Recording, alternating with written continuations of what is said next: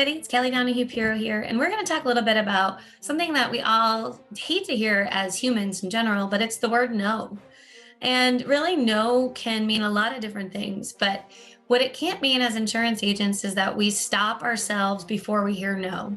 So the fear of hearing no can't overwhelm us from the idea that we need to get the no. What does that look like? So if you're scared someone is not going to say yes to an umbrella policy, you might not ask because you don't want to get the no, you don't want to get that rejection. But the reality is you got to think higher. What's our role? Our role is to protect people, and it's to make sure that they understand all of their insurance options.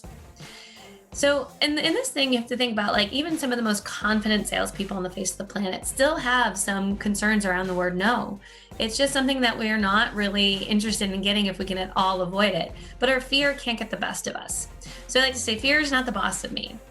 So really, fear stems from not wanting to upset the client, especially if they're a current customer.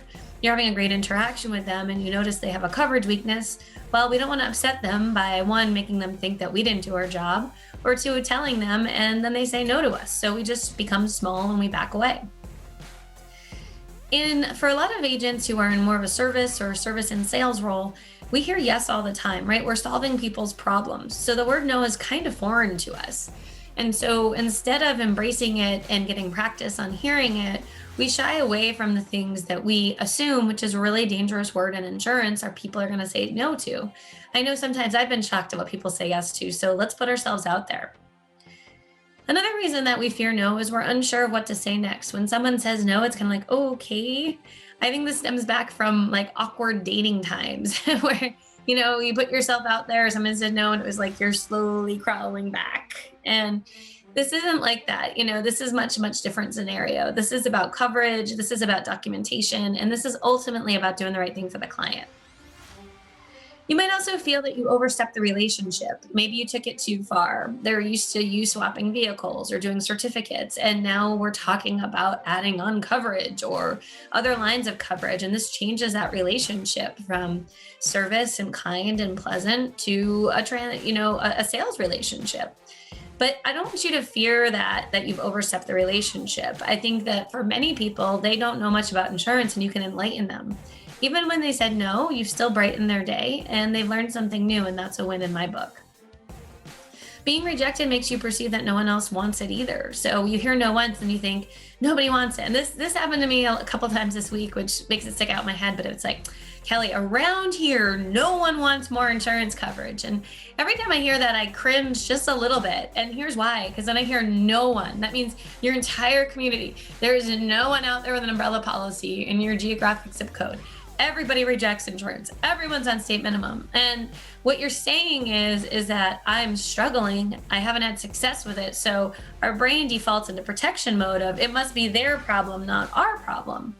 And really we have to blast through that, because how we ask, what we say, how we follow up, our passion, our tone of voice makes a big difference. So imagine I was telling you about getting over your fear of no in this monotone voice of, well, agent, you really just need to get over the fear of no, and that would be it. No, you have to be, I'm here struggling. I lost my voice over the weekend, so I am on point trying to do as many videos as I can while I have a little voice. But you have to hear that passion to understand when you think that I feel it's important, you take it as important. And last, who wants to move out of their comfort zone to only get shot down? Nobody, right? That sucks, to be honest with you. And so we stay small because our comfort zone protects us. But the bottom line is our comfort zone does not protect uninsured, and that's what we have to blast through. So here's the thing. You have to take your insurance career seriously, and part of taking that seriously is you're going to hear some no's, but no means not right now. You planted a seed. You help document. And honestly, the biggest thing I want you to hear when you hear no is I want you to ask questions. Why do you feel it's not a good fit for you?